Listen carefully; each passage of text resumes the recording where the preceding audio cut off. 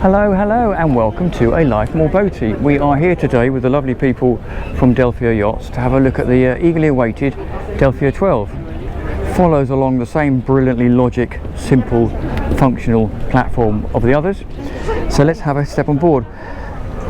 Bathing platform, fixed bathing platform, but nice to see they've actually got some fender storage on the back there, and really pleasant to see a solid sea gate. And also they've got scuppers across the back here, so these little plates you can see over there drop into that door, and there's another one to drop into this door. So obviously this is a boat that goes slowly, so if you're going slowly in a following sea, it just basically means that any wash that comes over the back of the boat isn't going to come into the boat.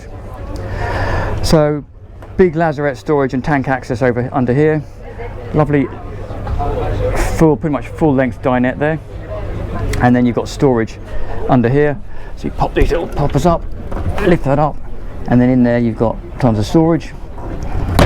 That runs along the other side as well, and then equally on the other side there you have another sea gate. That opens out with these double fold doors to give you this fantastic opening space with this full hard top overhang extension, and that can be completely zipped in. You'll see here we have the zips, so you can zip this entire area in and be completely weather tight. Heading forwards, starboard side galley up, gives us this fantastic galley layout, and there's also an extension here which pops up, so you can effectively have a galley extension into the cockpit. So ceramic hob, 3-burner hob, cooker, crockery and storage above, lovely big sink in here. That is quite heavy to be fair, but serves the purpose. This lovely Corian top, more storage down there with the gas bottle, fridge over there. And if I spin around you can see lovely big dinette on a high-low table, little fold out leaf over there, and then on the other side we have additional fridge freezer. And I believe that you can choose whether these are fridges or freezers depending on what your requirements are. I'll take a little step back here.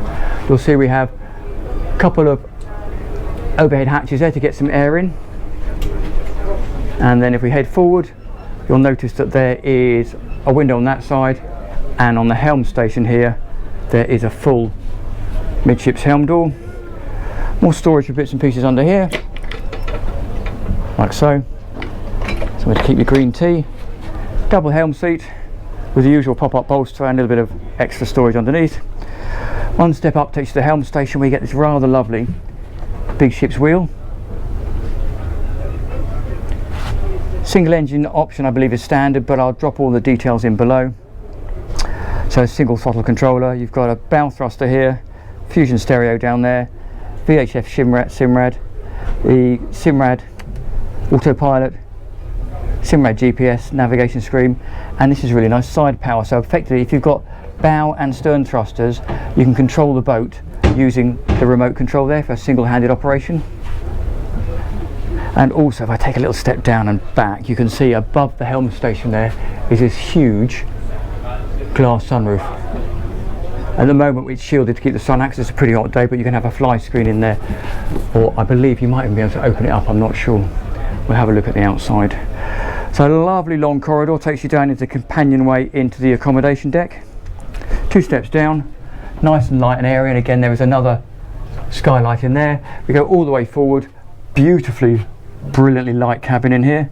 Centerline double berth with storage below, and you've got windows running all around the superstructure and into the hull as well, so very, very bright in here. Storage around both sides, cupboards on both sides, and very cleverly sliding door in here. Then on the other side, matching wardrobe over here, and then a really nice 2-part heads. Let's try and get the light out of there. It's a lovely little sink in there with a vanity mirror. Again, superstructure windows with a skylight above, loo down there, and then we step into a very nice self-contained full-size shower with a little seat in there, again with a window, and then we can exit out of the other Jack and Jill door here. So that's the door from the forward cabin. This is the Jack and Jill door, which takes us straight across to the other cabin. Again, nice pocket sliding door there. Straight into a little perch seat, a bank of wardrobes and drawers in there. And this is unusual, they do this really well. So this is obviously a double cabin. But look at the headroom you get across the whole cabin. So if I turn the camera around, I'm 1.73 m and there's plenty of headroom there. I believe, because this was the case on the other boats, you can actually convert this into an office or a study. So you can effectively work from here. Loads of light coming into those windows. Pretty impressive. So we'll take a walk back, and then in here we have another heads, which could be a wet room because it's got the mouldings for the drain down there, but it's effectively a laundry room. So in here we have a washing machine, storage above, again plenty of headroom, mirror, moulded in sink, very, very practical. So we'll just go out the helm door, take a quick turn around the decks. So equal decks on both sides, so they're just as wide, and again if you've got that zip-in canopy you can close that off completely. You'll also notice there's a little bit of a sort of super yacht style overhang to give you a bit of protection. So you're working the lines, very wide decks. Nice to see a big grab rail up here.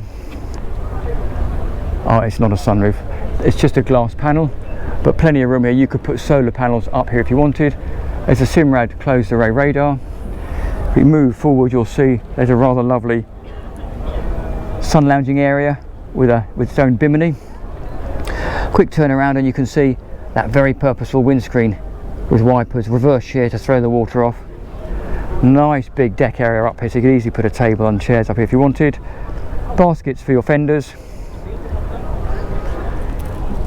A little bull nose for the anchor, and then underneath here we have separated anchor storage, line and fender storage, which is really nice. Anchor handling gear there. If I just take a turn around, actually I'll go to the other side so not my shadow, you can see all of the glass in the superstructure here and the little window at the front here, which just allows light to flood into that forward cabin. So there you go. Because we're at a boat show and the engine hatch is made up for dining, we are not allowed to have a look in the engine bay. So what I'll do is I'll put all the details for the engine configuration below, but effectively the engine is under the floor there. So I hope you've enjoyed that tour. If you have, do please like and subscribe. We have hundreds and hundreds of these videos on the channel. Do like and subscribe. Thank you for watching, and I will see you next time round.